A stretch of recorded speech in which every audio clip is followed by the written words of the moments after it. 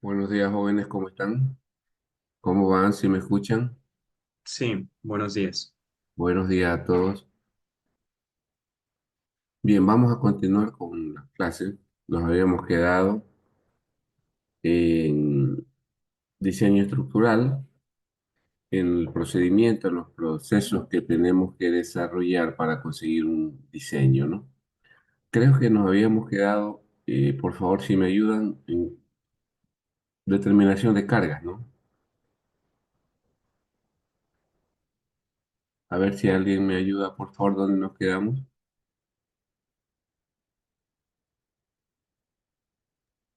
Sí, era en eso, en determinación de cargas. Habíamos visto entonces las cargas que íbamos a considerar en el curso, que era la carga muerta, ¿no es cierto? La carga viva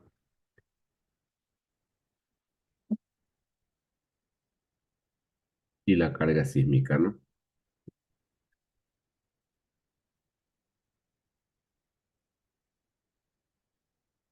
Estas dos primeras habíamos dicho que las concebíamos como cargas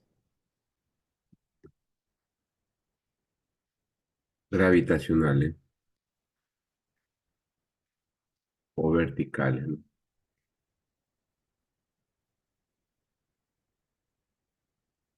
Y que también se la conoce como cargas de servicio, ¿no? ¿Qué es lo que se hace con las cargas de servicio? Bueno, dimensionar, ojo, la cimentación y monitorear las deflexiones. Eso con cargas de servicio, ¿de acuerdo? Y la carga sísmica es una carga, esta es una carga inercial producida por el movimiento del suelo, ¿no? ¿De acuerdo?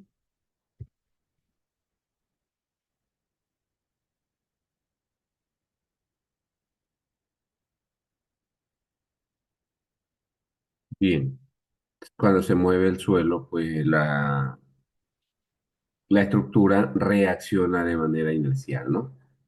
Y por eso es que se mueve e ingresan fuerzas a la estructura, ¿no? Fuerzas laterales a la estructura, ¿de acuerdo? Esta carga sísmica, pues o para esta carga sísmica, de su determinación, hay un capítulo de la norma ecuatorial de la construcción que se llama peligro sísmico, ¿no? No sé si lo vimos, pero ya lo vamos, espérenme un momento.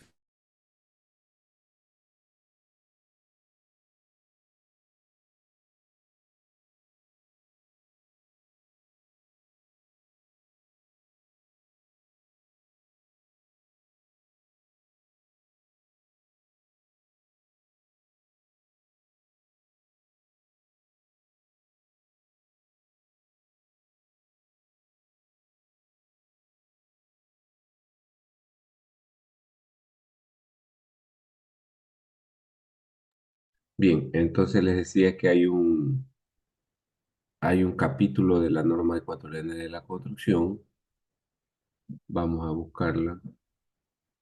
Pueden buscarla, ¿ah? Pueden ya entrar a su carpeta, textos del curso. Peligro sísmico, aquí está, ¿no? Peligro sísmico.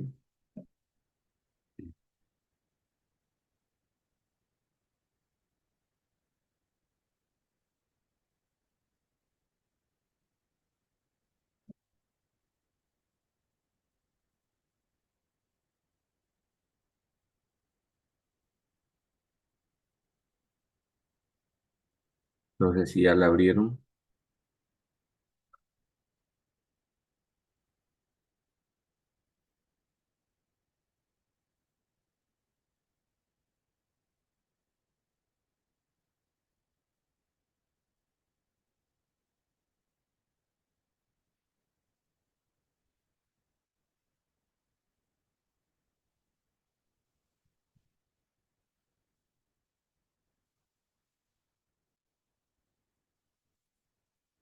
Ok, aquí tenemos lo que se conoce como el espectro elástico o el espectro de respuesta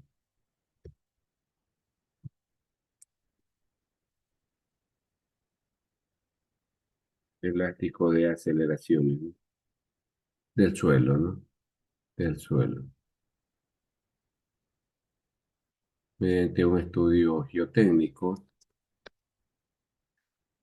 se determina el perfil del suelo necesario para construir esto, ¿no? Recuerden que hay unos factores FA, FD y FS que dependen de este perfil del suelo que se lo determina el estudio geotécnico, ¿no? Y estas zonas están en una tabla que está más abajo, dependiendo del sitio donde se va a desarrollar la construcción, ¿no? De acuerdo. Guayas está en la zona 5. Ustedes pueden ir. Espérenme un ratito, déjenme mover esto. Nos podemos ir al final.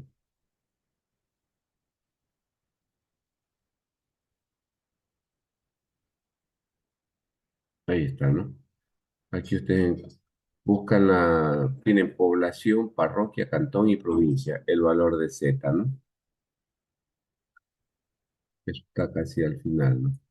Ok, establecen el valor de Z y con eso obtenemos estos coeficientes. Con esos coeficientes nosotros podemos construir nuestro espectro, ¿no? Nuestro espectro elástico, que es como ustedes lo ven allí, ¿no? Y esto es lo que representa, vuelvo a repetir, la carga sísmica en una estructura. ¿Estamos de acuerdo, jóvenes? Si alguien tiene alguna pregunta, por favor. Bien, una vez que nosotros tenemos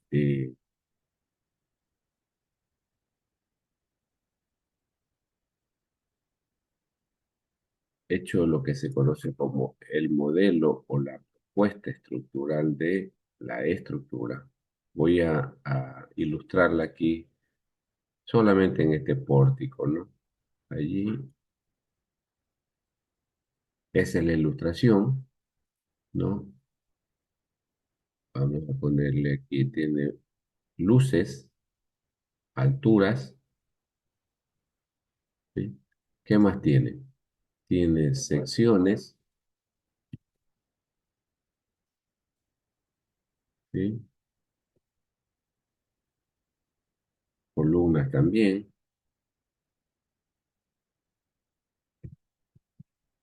Digamos que esas son las secciones. También tiene cargas, ¿sí? ¿Cuáles cargas? La muerta, la viva, tanto allí como acá. Y en el momento en que revisamos la carga sísmica, pues también tiene aquí su carga sísmica, ¿de acuerdo? En este piso y en este piso, que las vamos a denominar carga E2. Esta será la E2 del piso 2 y esta la E1, carga de... Bien. Y obviamente aquí tiene, pues, digamos que 5 metros, aquí 3 metros, por aquí también 3 metros, etcétera, ¿no?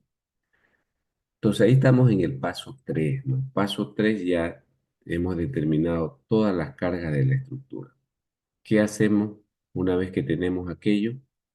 Vamos al caso 4 o cuando ya tenemos esta configuración de la estructura, estamos listos para ir al paso 4 que corresponde a realizar un análisis estructural. ¿Sí? Les pregunto a ustedes, ¿qué entienden por análisis estructural? ¿Qué es para ustedes el análisis estructural? Alguien, por favor, que quiera definirlo con sus propias palabras.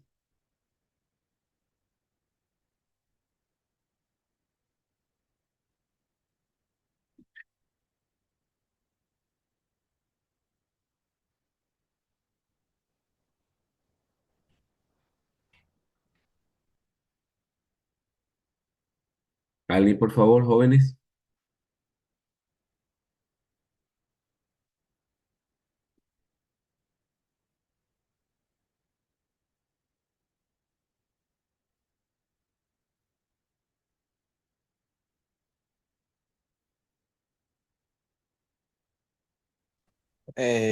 Para mí sería el análisis estructural, sería el uso de las ecuaciones para Ya, poder determinar la resistencia de los materiales internos, para poder conocer su deformación, sus tensiones y cómo actúan su resistencia en las edificaciones. ok, perfecto, muy bien, Baño. ¿Quién más, por favor?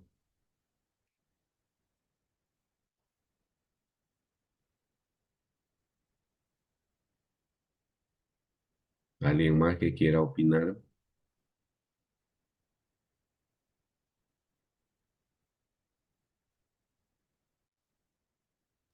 Es el estudio de cómo, a ver, es el estudio de cómo las estructuras responden a cargas y fuerzas externas. Ok, perfecto, muy bien, ¿no? Es decir, cómo responden las estructuras ante esas solicitaciones, esas cargas. Uno más, por favor, que quiera opinar.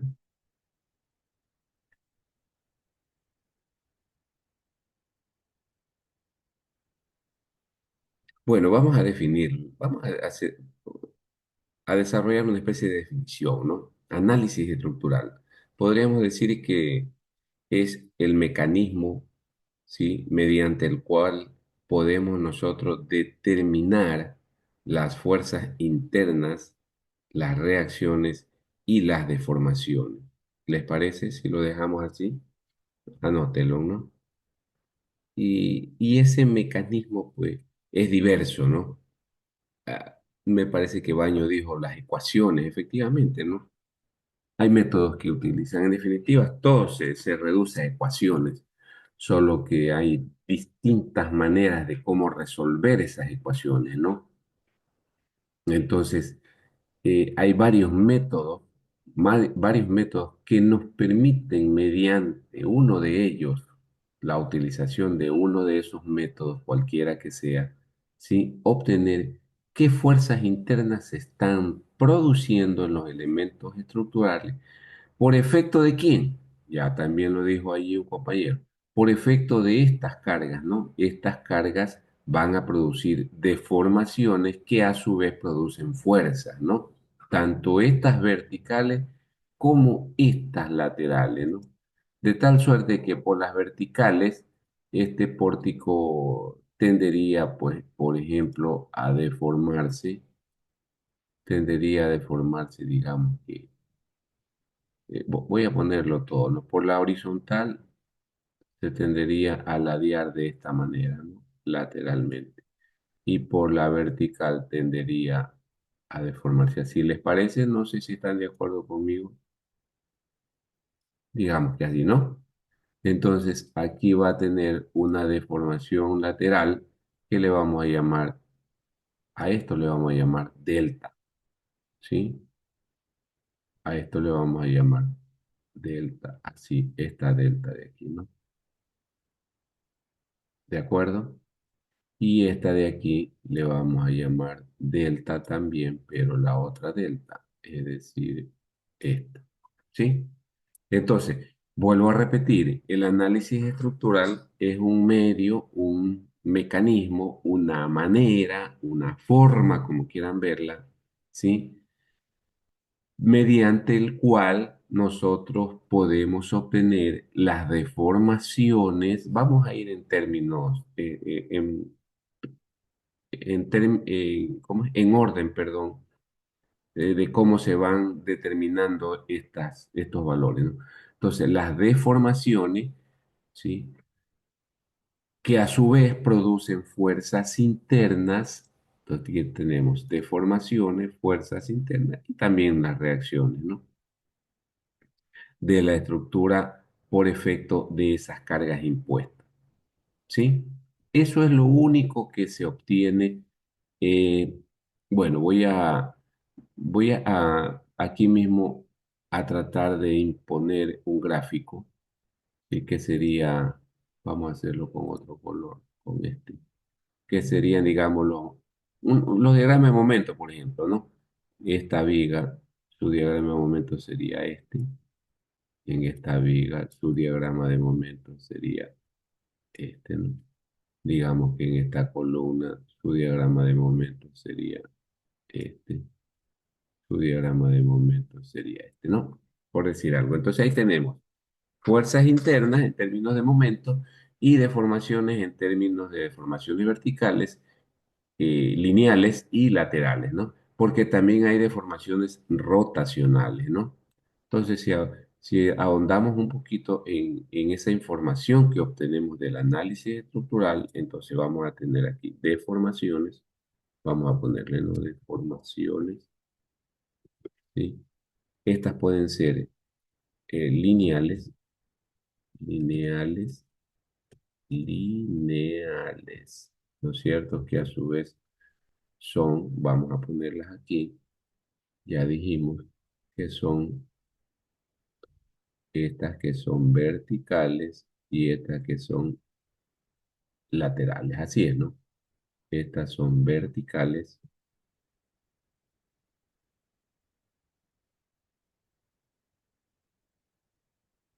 y estas que son laterales.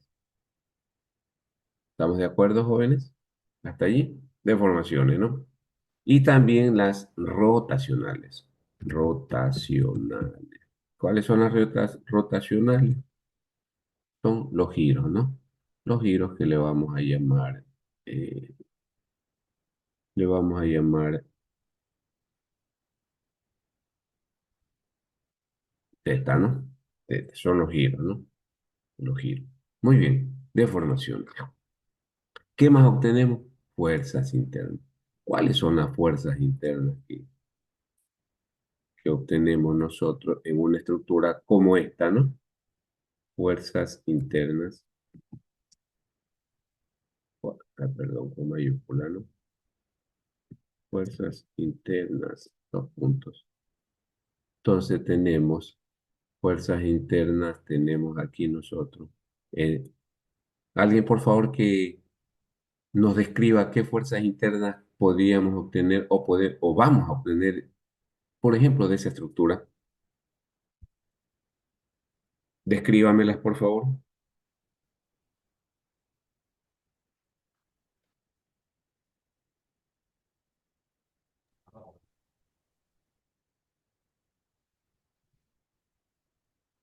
Las cargas axiales. Axiales. Entonces, fuerzas axiales, vamos a poner aquí fuerzas axiales, ¿no? Pueden ser de compresión o de tensión, vamos a ponerle aquí, ¿sí? P, ¿no? Fuerzas axiales P que pueden ser compresiones o tracciones, ¿no? ¿Qué otra fuerza, por favor?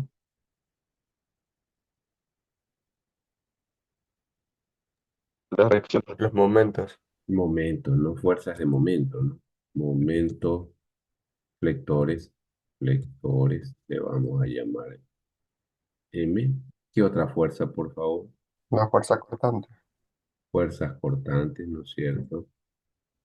Fuerzas cortantes, que le vamos a llamar B. Ah, caramba, cortantes. ¿Ya qué otra fuerza? O momentos, ¿no? Momentos torsores, ¿no? Torsores o torsión, simplemente le vamos a llamar T, ¿no? Esas son las fuerzas internas que podrían generarse en una estructura reticular, ¿no? En una estructura reticular. Bien, paso número 4, ¿no? Paso número 4, análisis estructural. Bien, eso es todo lo que da el análisis, nada más, ¿no? Nada más. Usted tiene valores fríos, ¿no? Fríamente obtiene esos valores, que pueden estar mal o bien. Bueno, eso hay que siempre tenerlo en cuenta y estar consciente de que debemos de revisar bien la información que introducimos, ¿no? Sobre todo cuando utilizamos programas o software. Muy bien, una vez que ya nosotros hemos obtenido esos valores, producto del análisis, ya podemos pasar al diseño estructural, que es nuestro cometido, ¿no? De nuestro curso, ¿no? Pasamos al diseño estructural. ¿Qué obtenemos en el diseño estructural? O, o alguien que me diga, ¿qué es para usted el diseño estructural? ¿En qué consiste diseño estructural? ¿En qué consiste, ah?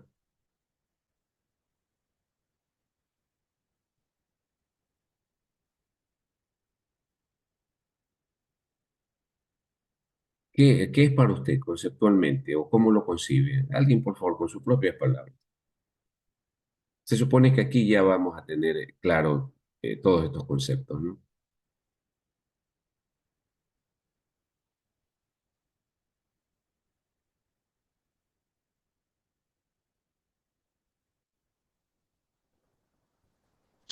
Podría ser el análisis de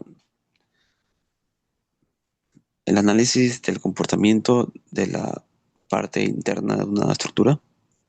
El análisis del comportamiento de la parte interna. Comportamiento. Ahí hay una palabra clave, ¿no? Hay una palabra clave, comportamiento. Sí, ya vamos a ver de qué se trata. ¿Quién más, por favor? El diseño de una estructura para que sea segura, El, con sus el- medidas y sus fuerzas bien, internas, todo. ok. ¿Quién más, por favor?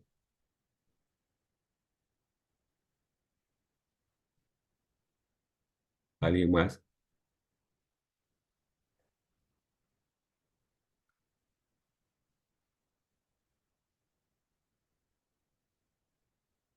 Este análisis que vimos aquí, que es con el cual se obtienen estas deformaciones, pregunto, ¿en qué materia ustedes ven esto? No, déjame poner aquí, análisis estructural, ¿no? ¿En qué materia ven eso?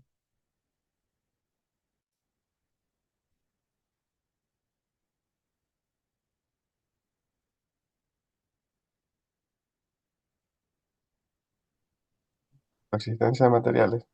Resistencia de materiales, por ahí empiezan, ¿no? Por ahí empiezan, ¿no? Por resistencia de materiales. Necesitamos el conocimiento para hacer análisis estructural de una materia que se llama resistencia de materiales. ¿En dónde más ven análisis estructural propiamente?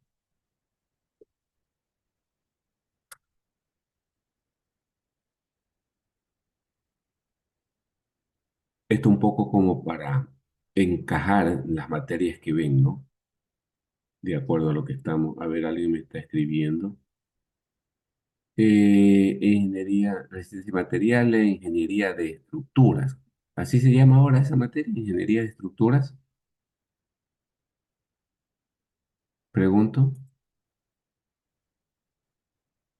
Sí, sí me Sí, dicen. ingeniero. Ah, ya, le han cambiado de nombre. Antes se llamaba solo estructuras uno, estructuras 2, ¿no? Bueno, entonces en esas materias ustedes ven análisis estructural. Ahí no les enseñan a diseñar, ¿no? Allí lo que ven es métodos, metodologías. Por ejemplo, métodos matricial, método de la pendiente de flexión, método de cross, método de las fuerzas, etcétera, ¿no? Esos son los métodos que se ven, pues, y para las deformaciones, pues, métodos de formaciones, trabajo virtual, ¿no? Una serie de métodos que se ven con los cuales se determinan estas deformaciones y fuerzas internas. Pero no les enseñan en esa materia a diseñar. Diseñar la vemos en esta materia, obviamente, pues para acero, ¿no? Y en hormigón para hormigón. Bien, entonces el diseño estructural consiste en la revisión, ¿no? El diseño estructural consiste en la revisión. Pues vamos a poner aquí, revisión de los estados límites, estados límites, ¿sí? Dos puntos. ¿Cuáles son esos estados límites? El uno es, el uno es por eh, resistencia, o vamos a ponerlo en orden. El uno es por el estado límite de rigidez, o que tiene que ver con la rigidez, las deformaciones, ¿no? Deformaciones, ¿de acuerdo? Y el otro es el estado límite de la resistencia. Entonces ahí hay dos palabritas mágicas, resistencias, ¿cierto? Dos palabritas mágicas. Entonces si es P, ahora le vamos a poner phi, P sub n, coma, si es momento, phi, mn, si es cortante, phi, bn, y si es torsión, phi, T sub n, ¿de acuerdo? De acuerdo a las fuerzas que vimos o que corresponden a las fuerzas que vimos en el análisis estructural, ¿no? Entonces, eso, y estas deformaciones, pues también ya las vimos lineales y rotacionales.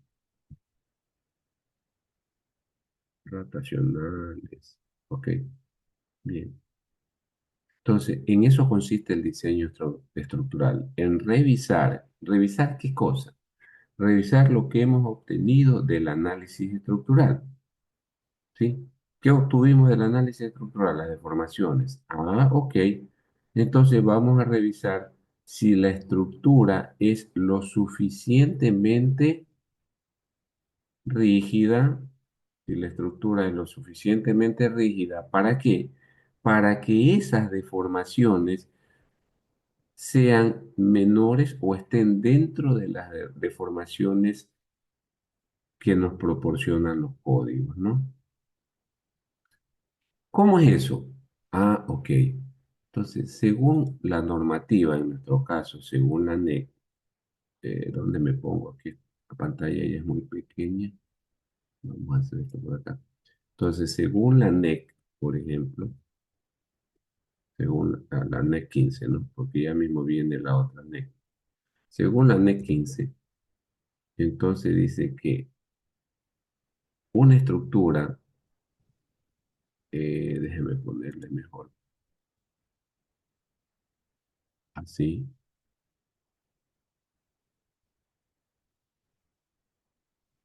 ¿no? Dice que una estructura debe tener un, de- un desplazamiento lateral delta, ¿sí? Menor o igual a 0,02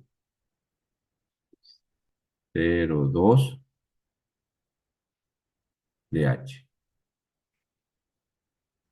¿sí? Ese es el límite que debe de formarse una estructura. Ah, ya, ok, entonces ya tengo mi límite y entonces yo lo que vengo es reviso cuánto se desplazó lateralmente esta estructura y la comparo con este valor, ¿no? Este sería el límite, ¿no? Póngale aquí delta límite, ¿no? Está limitado a ese valor. Entonces yo comparo mi delta, este delta de aquí, ¿sí? Obviamente tiene que ser menor a este límite, ¿no? ¿Para qué? Para poder establecer que nuestra estructura tiene suficiente rigidez, ¿sí? Si eso no es así, si este delta es mayor a este límite, entonces tenemos que volver al paso número 2, ¿de acuerdo? Aquí volvemos al paso número 2. Voy a poner aquí sí, caramba, sí, ¿no? Sí, delta.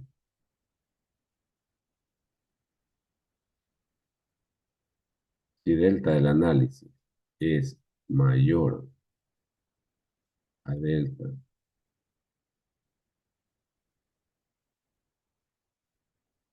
si delta del análisis es mayor a delta límite, significa que la estructura, vamos a ponerle un nombrecito aquí, es flexible, ¿no?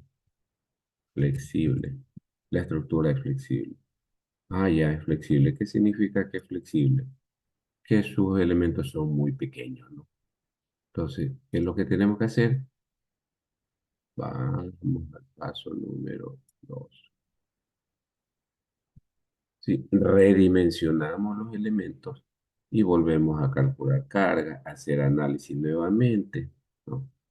Ah, ok. ¿Qué pasa si delta es menor y este delta es menor a delta límite?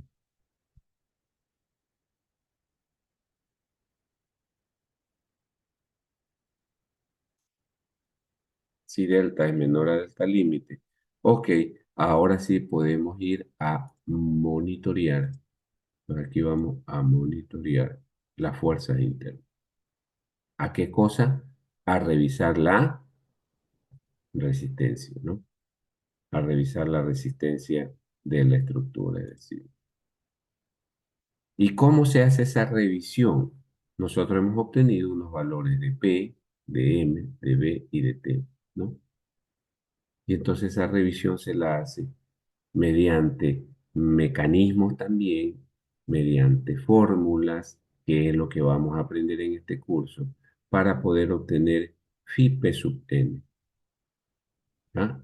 Y entonces resulta que ahora que estamos revisando la resistencia, también tenemos que, para que la estructura sea lo suficientemente resistente, entonces phi p sub n, phi p sub n.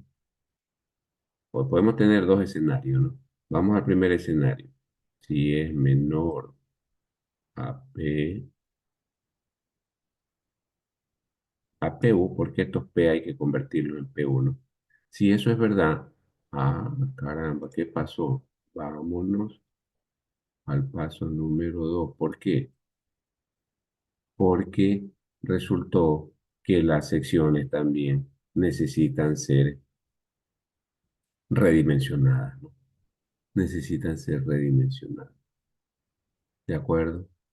Asimismo con phi mn o phi bn. ¿Cuál es el otro escenario? El otro escenario sería, acá, el otro escenario es que phi p sub n, phi p sub n sea mayor, que eso es lo que queremos, ¿a qué cosa? A p sub 1. ¿Qué significa esto? Que la resistencia, porque estas son resistencias, es mayor a la demanda, a la carga que salió del análisis producto de las cargas. Ah, ok. Entonces, si esto es verdad, entonces esto está ok. ¿De acuerdo? Y ahí podemos continuar, ¿sí? Al paso número 6, que es la preparación de los planos. Eso así un poco rápido, ¿no? ¿Qué es lo que está descrito aquí, ¿no? La primera revisión se la hace por servicio que se llama, ¿sí?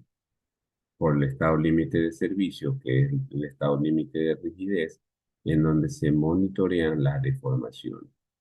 Para que la estructura sea funcional, funcionamiento, dijo alguien en antes, funcionamiento o comportamiento, cómo se comporta la estructura, es cuando sus deformaciones que se obtienen aquí, estas deltas, son menores a las permisibles, ¿no? En este caso, la lateral, como dice la norma ecuatoriana de la construcción. Y eso obviamente está en los códigos. Entonces, una vez que hemos monitoreado el estado límite de servicio o de rigidez, pasamos al de resistencia. ¿Y qué es lo que nosotros comparamos aquí o revisamos aquí? Que estas resistencias, ¿sí? Phi P sub n sean mayores a las cargas obtenidas, a las fuerzas obtenidas del análisis estructural, ¿no? Y algo que también debemos tener en cuenta en nuestros diseños, particularmente en acero, porque el acero cuesta, es que tenemos que tener en cuenta la economía, ¿no? Siempre que estemos diseñando, es decir, obteniendo estos valores de phi p sub n, pues tenemos que pensar en la economía. ¿A qué me refiero? O dirá usted, bueno, ¿y qué es eso, Daniel? Bueno, vamos a suponer que usted tiene del análisis estructural un PU igual a, no sé, a 60 toneladas. Entonces, usted va a diseñar un elemento, ¿sí? Que tenga un phi p sub n igual. No va a diseñar un elemento que tenga 120 toneladas, ¿no? ¿Estamos de acuerdo? Si usted hace esto, ¿qué está pasando con la economía? ¿Ah? Esto sería antieconómico. Económico. ¿De acuerdo? En cambio, si usted diseña un elemento phi p sub n y le da, no sé, pues 70 toneladas, 70 toneladas es mayor a 60, ¿no? Entonces usted está haciendo un diseño económico. ¿Sí está claro, jóvenes? Lo mismo puede pasar con el momento o con el portante. En eso consiste el diseño estructural, en todos estos pasos que hemos visto, ¿no? Y terminamos, aterrizamos todo lo que hacemos en el paso número 6, que es la preparación o la digitalización de los planos estructurales, es decir, el dibujo y la supervisión. Hasta allí, jóvenes, ¿alguna pregunta, por favor? ¿Alguien tiene alguna duda?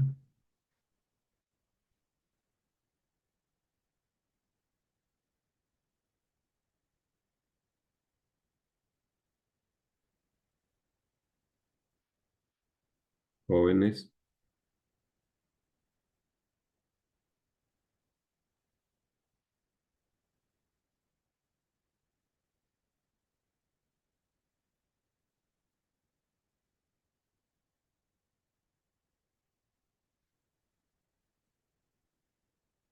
¿no me preguntó algo? Ah, ¿nadie? Todo claro, dice. Todo claro. Muy bien. Espero que sea así, ¿no? Muy bien. Entonces ahí hemos revisado, como les decía, todos estos pasos para conseguir un diseño estructural, ¿no? Desde el arreglo estructural, que lo vimos, el predimensionamiento, determinación de cargas, análisis estructural, el diseño. Ya sabemos en qué consiste el análisis estructural, ¿no? Y lo que yo le voy a enseñar, que es diseño, pues no lo van a ver en estas materias de estructuras, ¿no? Allí ven otros métodos para calcular estas deformaciones y estas fuerzas internas. Ese insumo, esa información que proporciona el análisis estructural, nosotros lo tomamos para hacer el diseño, que no es otra cosa, sino que la revisión, en este caso, de las deformaciones que se obtuvieron acá, ¿sí? Y de la resistencia de los elementos en base a unos valores que se llaman eh, phi P sub n o phi mn, ¿no? Que es lo que vamos a ver en este curso. Terminando con la preparación de los planos. Bien, muy bien. Seguimos entonces. Pongan como título. Aquí surge una pregunta de todo esto que hemos visto. El diseño estructural debe ser óptimo. ¿Cómo lo optimizamos? Bueno, debemos combinar al menos uno de los siguientes criterios. Dos puntos aparte. Tenemos como criterios el costo, que hablamos hace un rato, que tiene que ver con el peso de la estructura. Recuerden que la estructura de acero se la cuantifica en peso finalmente, ¿no? En kilos, porque el costo del acero es en kilos, ¿no? el tiempo de la construcción, ¿no? El trabajo y la eficiencia, ¿no? Y la eficiencia. Entonces, este costo o peso y tiempo de construcción debería ser mínimo, debería ser menor, ¿sí? Y en cambio, la eficiencia operativa se maximiza, ¿no? Lo importante, aquí hay una frase que no la debería de arreglarla, pero prefiero dejarla así para discutirla con ustedes. Dice, lo más importante, fíjese cómo dice la frase, ¿no? Lo más importante para estructuras de acero es tener un peso mínimo que redunda en un costo mínimo. Ustedes, les pregunto, ¿están de acuerdo con esa frase o tienen algún comentario al respecto?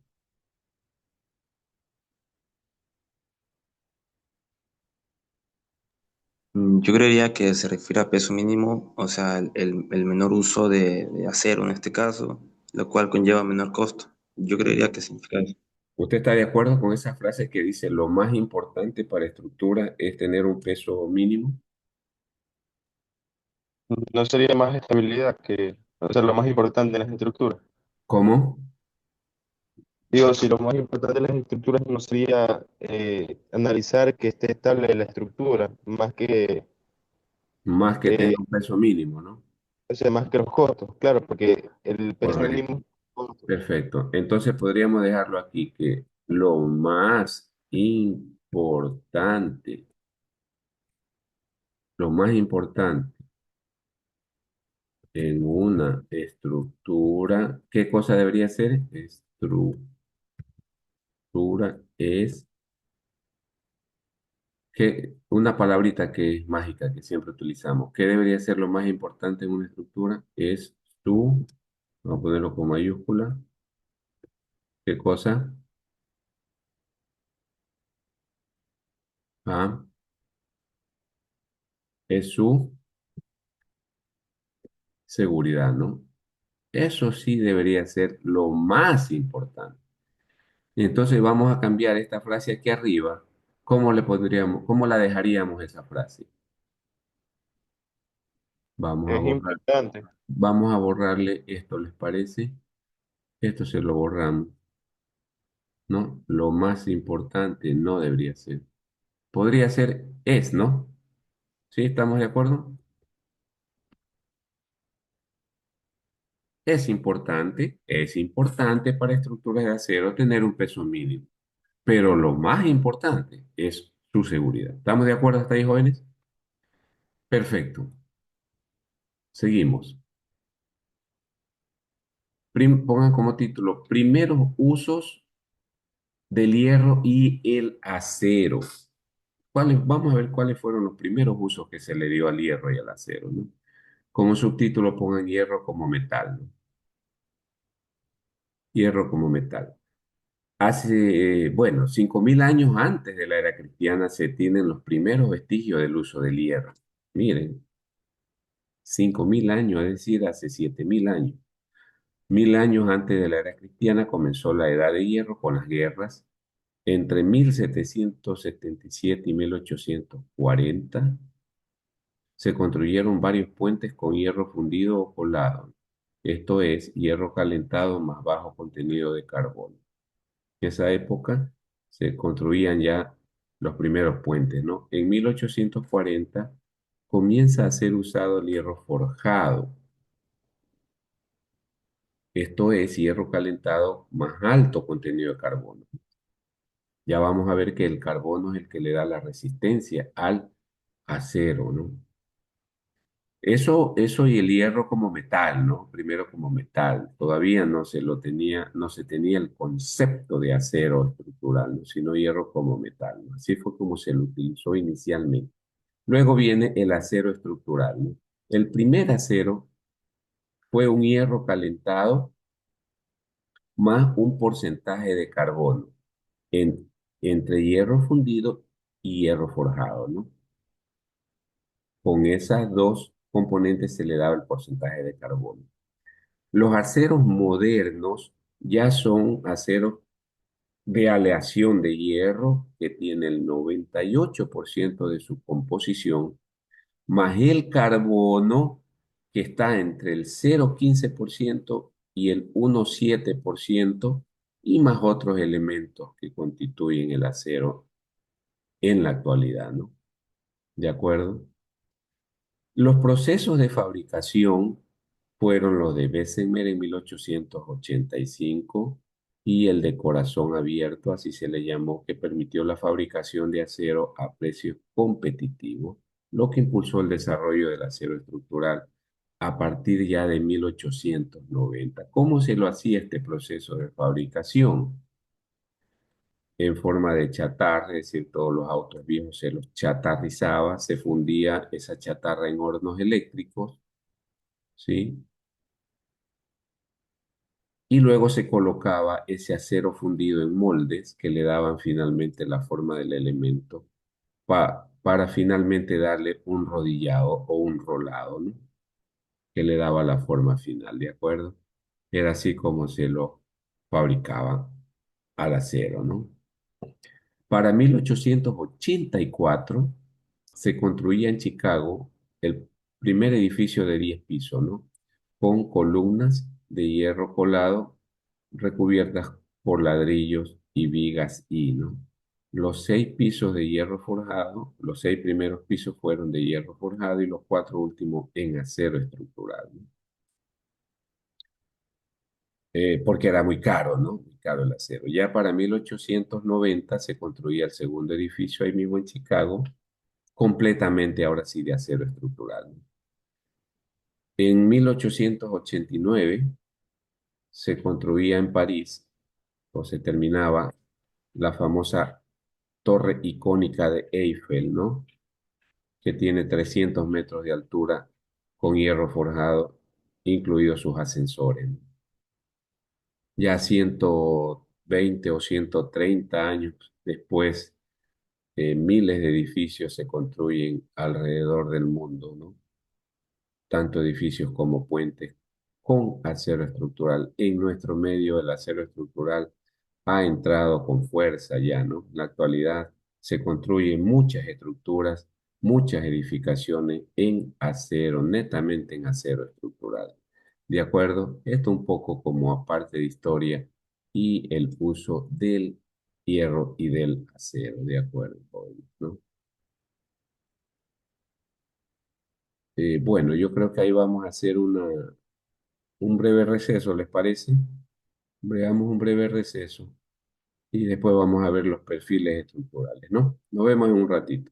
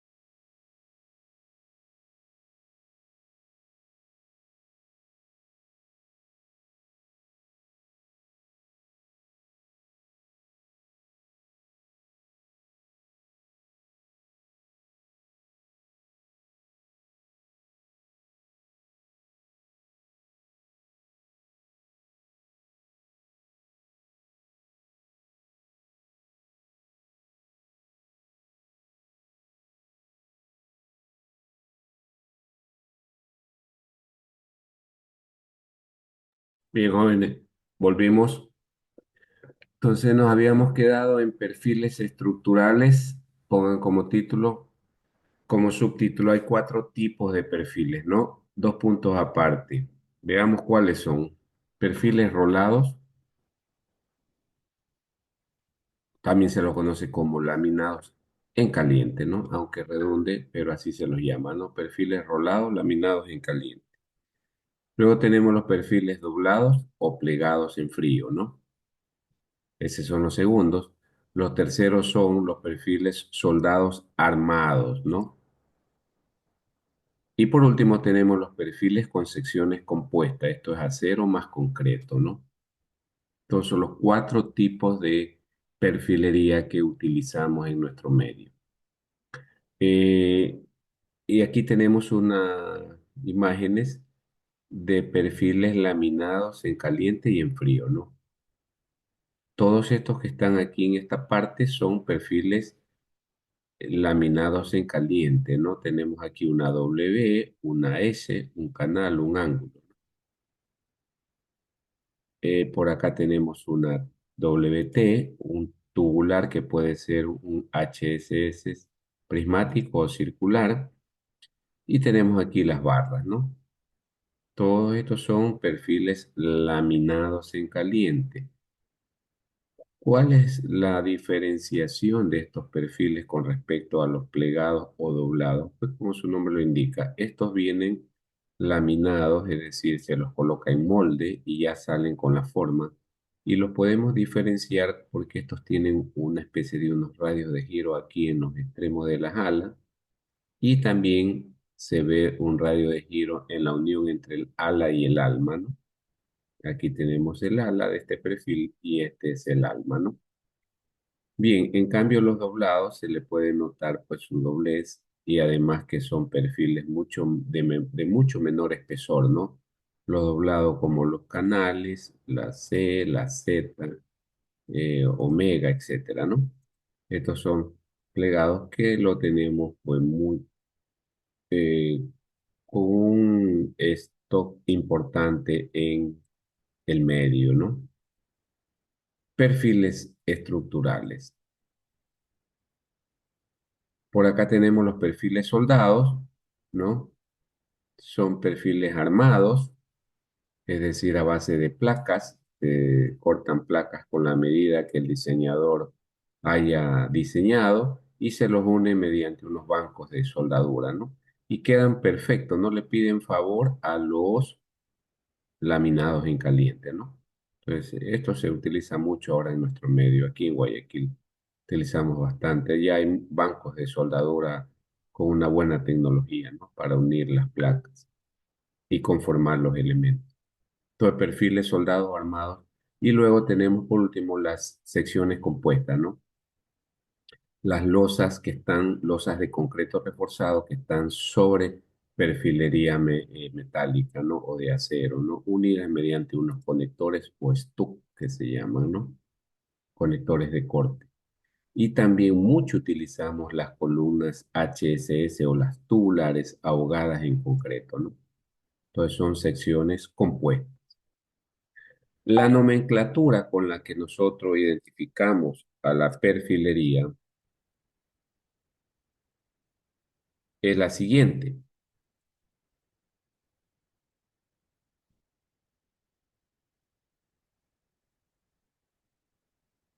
Tenemos la primera letra, identifica qué tipo de perfil es, y los segundos números son las dimensiones, ¿no? Dos numeritos que tiene, el uno es la dimensión y el otro es el peso, ¿no? La dimensión en pulgada y el peso en libras por cada pie de longitud, ¿no? Así, por ejemplo, tenemos perfiles americanos, los perfiles H, I o W. Entonces, este dice W de 27% 14. ¿Qué es lo que nos está indicando? Que se trata de un perfil W, que para nosotros es un perfil I, ¿no es cierto? Voy a ponerlo aquí, es un perfil I. El 27 es la altura que tiene el perfil, esto, Esto sería 27 pulgadas. Recuerden que ese número viene en pulgadas. 27 pulgadas. Y el 114 es el peso, ¿no? 114 libras por pie, ¿no? 114 libras por pie. Luego tenemos una S 12 por 35. La sección es S. Es, este es el peralte, por supuesto, y este es el peso, ¿no? Una HP 12 por 74 y así sucesivamente. Los canales 10 por 30, ¿sí? 10 el peralte y 30 el peso. Los ángulos no tienen peso, simplemente la medida, 6 por 6 por 6 por 6 por media, ¿no? Es decir, esto es un ángulo de alas iguales, es decir, perdón, es decir, esto allí, ¿no? Donde esto es 6 pulgadas y esto también es 6 pulgadas, ¿no? Y el espesor es media. Y así sucesivamente. Estos son perfiles americanos. Luego tenemos los perfiles europeos, se las conoce como IPE. Las vigas IPE de ala estrecha o angosta vienen desde 8 centímetros hasta 77 centímetros de alto, ¿no?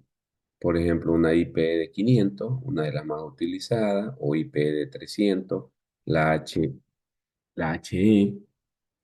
Esta es una columna de ala ancha, ¿sí? O se la utiliza, mejor dicho, para columna de ala ancha. HL y así sucesivamente. Por acá tenemos los canales, UPN se le llama a los canales, a las I pequeñas se las llama IPN, etcétera, ¿no? Y los perfiles fabricados en el Ecuador, que son los canales, las correas, la Z y los ángulos, ¿no? Muy bien. Seguimos. Ponga como título tipo de estructuras de acero. Tipos de estructuras de acero.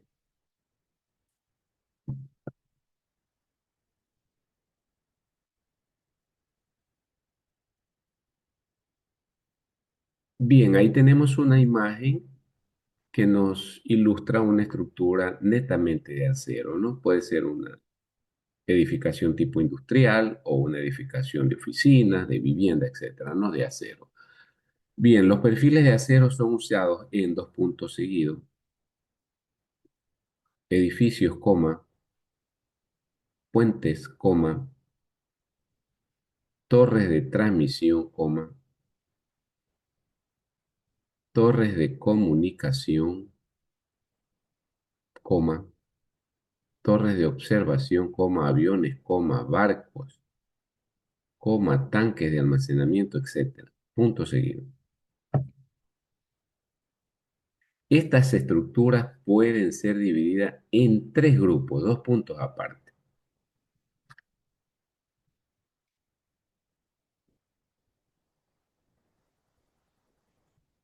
Las estructuras aporticadas, es decir, tipo pórticos, ¿no? Una estructura tipo pórtico, pues digamos una estructura así, ¿no? De esta naturaleza, ¿no?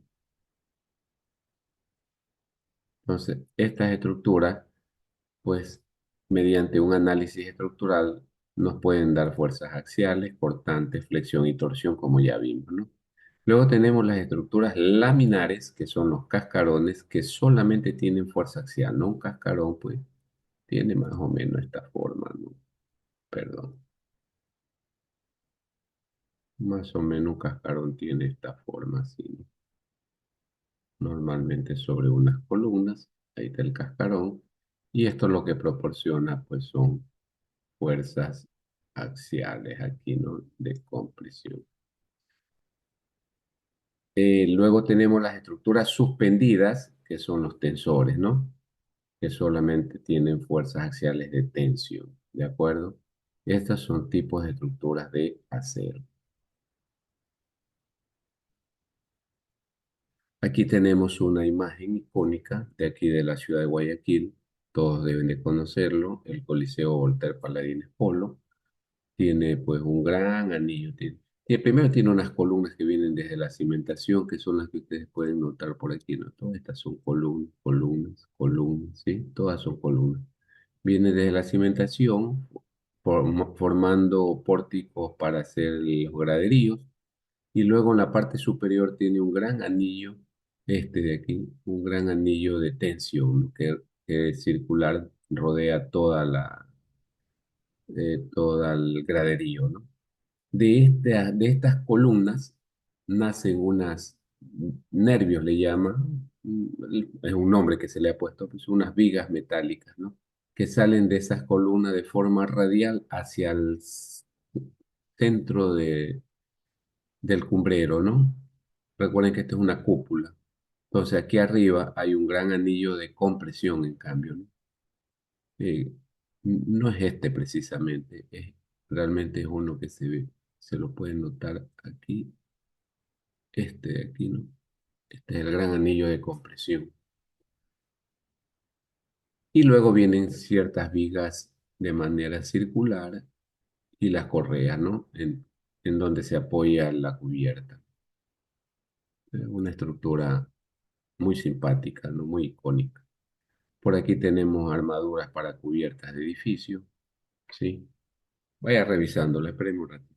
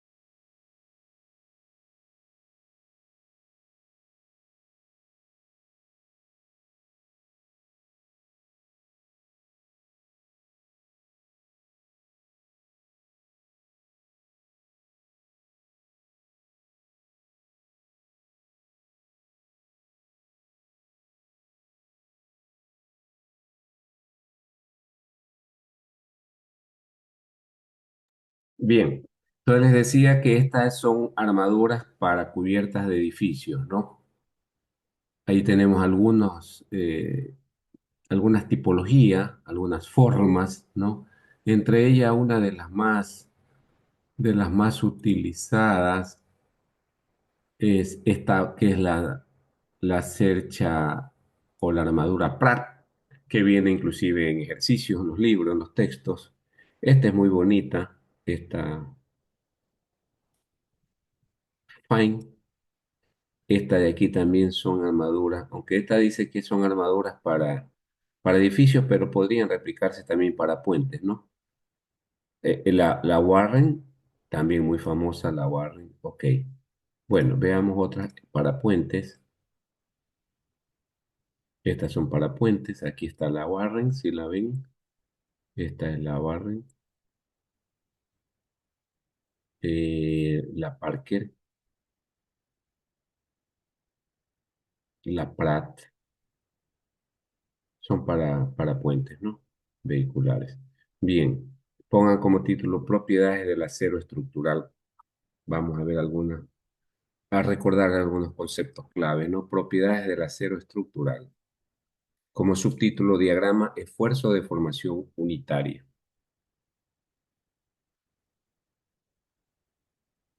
Yo supongo que ustedes deben de haber hecho este ensayo en el laboratorio de una barra que se la somete a tensión, ¿no? La barra tiene una cierta longitud L y una sección transversal A.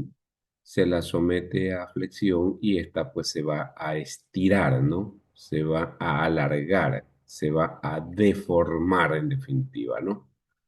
Cuando se somete una barra a una fuerza de tensión, esta experimenta un alargamiento y un adelgazamiento en su sección transversal que se conoce como estricción, ¿sí, no? Estricción, ¿no? Ese es el adelgazamiento que experimenta la barra cuando se la tensiona, ¿no? Este es un ensayo real, ¿no? Esta figurita no es que se la inventó alguien, es un ensayo a tensión para un acero A36 a velocidad lenta y a temperatura ambiente, ¿no? Entonces, con este ensayo se obtienen algunos puntos. Veamos. Desde un punto P o una carga, perdón, desde una carga cero, pasando por una carga P1 y una P2, ¿no? Aquí es 2, corrijamos esto. Esto es 2, ¿ok?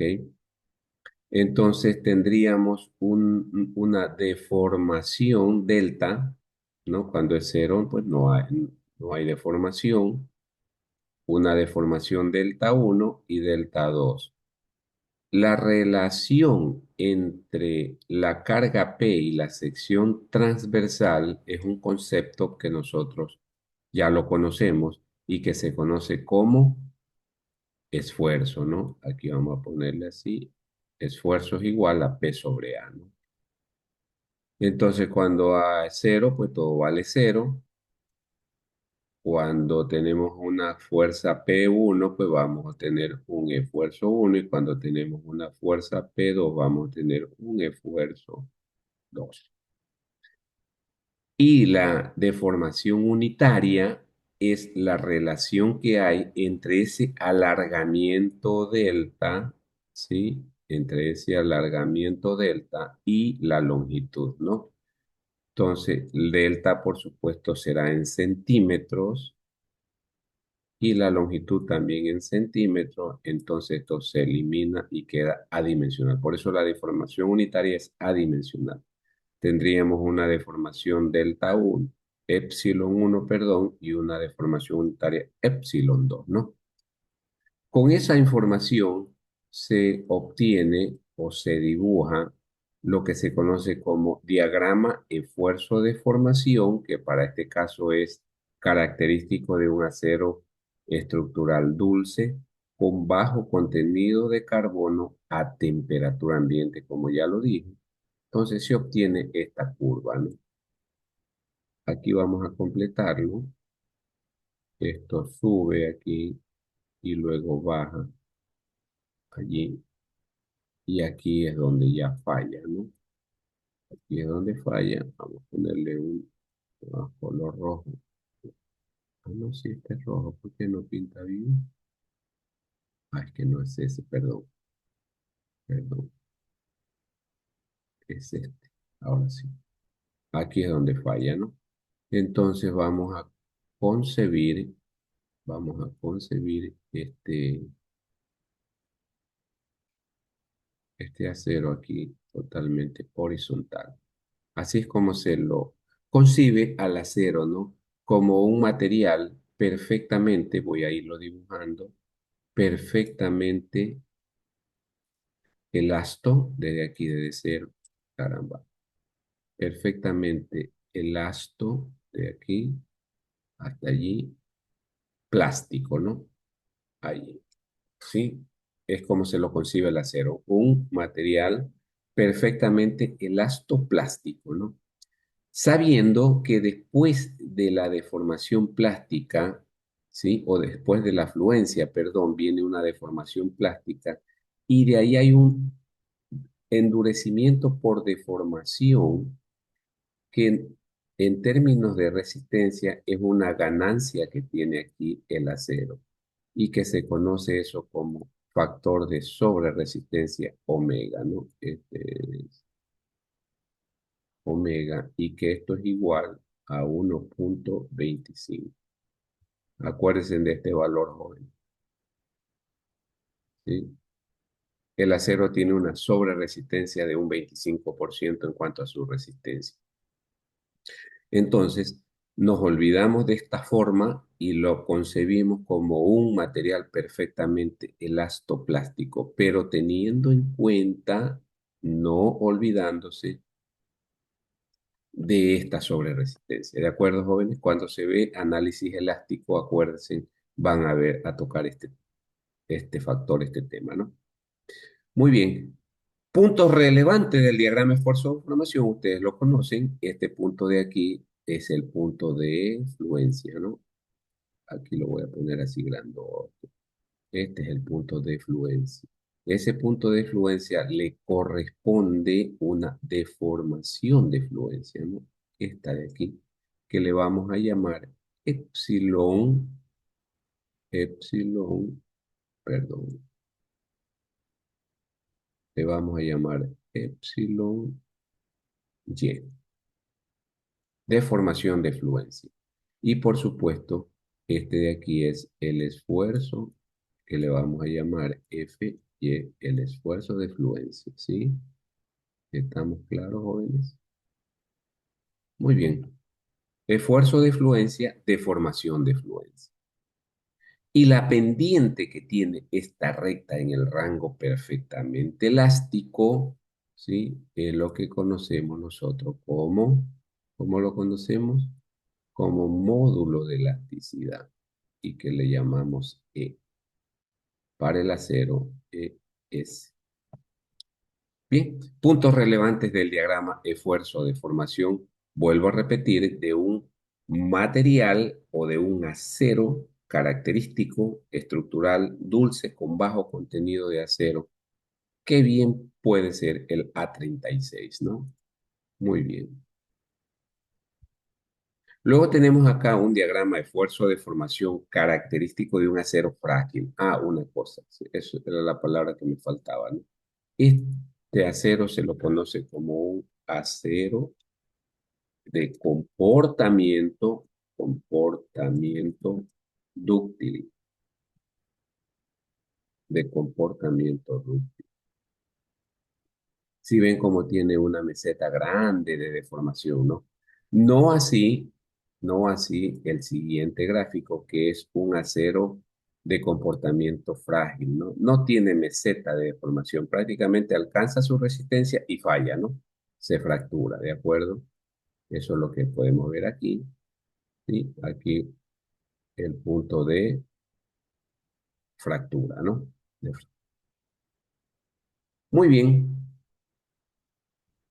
Y vamos a ponerle, porque esto es comportamiento frágil, ¿no? Frágil. Muy bien. Dos palabras opuestas, ¿no? Dos palabras opuestas. ¿Cuáles son los puntos relevantes del diagrama de esfuerzo de formación? Vamos a ver, límite de proporcionalidad, FP, dos puntos seguidos, es el esfuerzo hasta el cual el diagrama de esfuerzo de formación es lineal, es decir, se puede tranquilamente revisar la ley de Hooke, en la cual es válida en ese rango, ¿no? Luego tenemos límite de elasticidad, FE, es el esfuerzo más allá del cual el material no recupera su forma original al ser descargado, coma, sino que queda con una deformación residual llamada deformación permanente. Ese es el límite de elasticidad. Luego tenemos el esfuerzo de fluencia, que es el esfuerzo en el que aparece un considerable alargamiento, es decir, fluencia. Cuando ustedes vean que un acero, una barra, un perno se alarga, es porque ya fluyó, ¿no? Fluyó del material sin el correspondiente aumento de carga. Y el esfuerzo último, eso me olvidé vamos a verlo aquí, tanto en ese caso como el de acá, este se conoce como esfuerzo último, el que vimos aquí, ¿no? Este de aquí es el esfuerzo último, este punto, ¿no? Esfuerzo último, ¿de acuerdo? FU. Entonces tenemos FY y FU, ¿no? Muy bien. ¿Qué es la resistencia a la tensión, ¿no? El máximo esfuerzo, la resistencia a la tensión. Bien, esos son puntos de relevantes del diagrama esfuerzo de formación. Módulo elasticidad, ya dijimos que es la pendiente de la recta, es decir, la relación entre el esfuerzo y la deformación unitaria, ¿no? Y la deformación unitaria la podemos despejar de aquí, entonces sería esfuerzo sobre módulo, ¿no?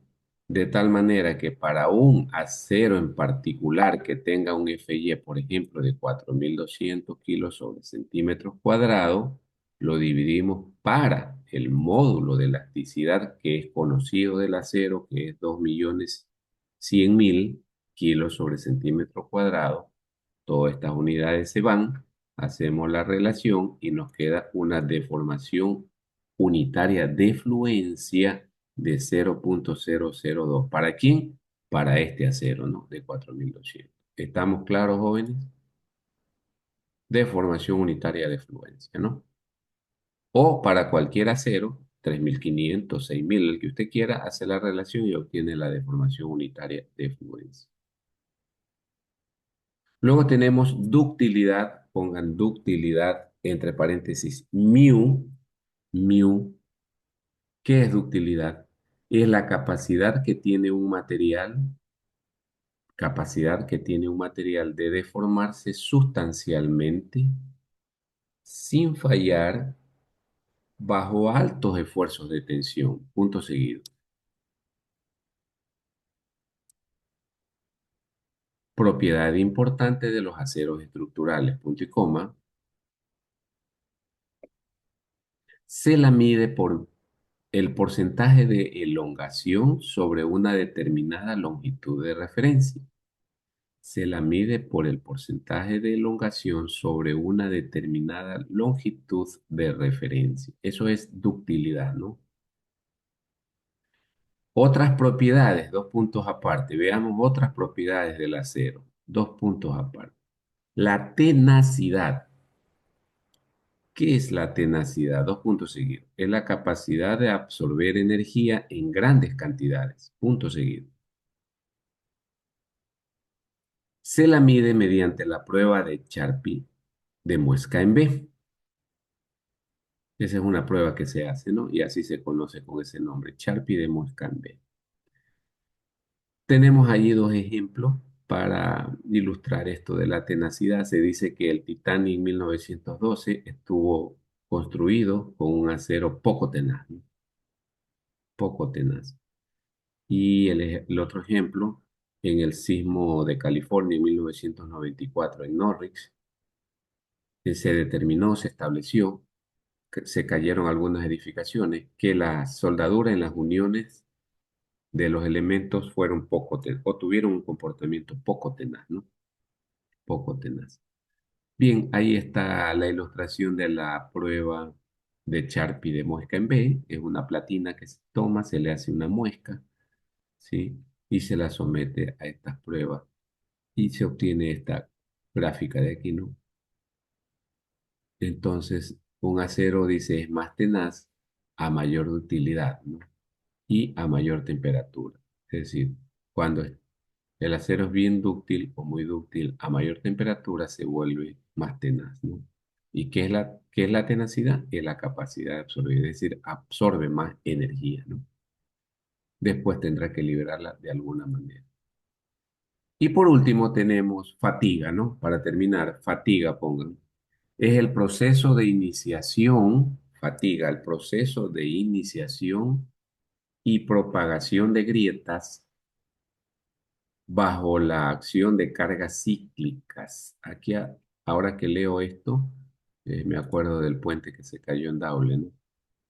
Pudo haber sido, pudo haber sido una de las causas de el colapso del puente de Daule, ¿no? Pudo haber sido. Habría que determinarlo eso con alguna ingeniería forense, ¿no? Bien, la fatiga, ¿no? Dice, es el proceso de iniciación y propagación de grietas bajo la acción de carga cíclica. Punto seguido. Puede ocurrir a niveles de esfuerzos muy por debajo del esfuerzo de fluencia, ¿sí?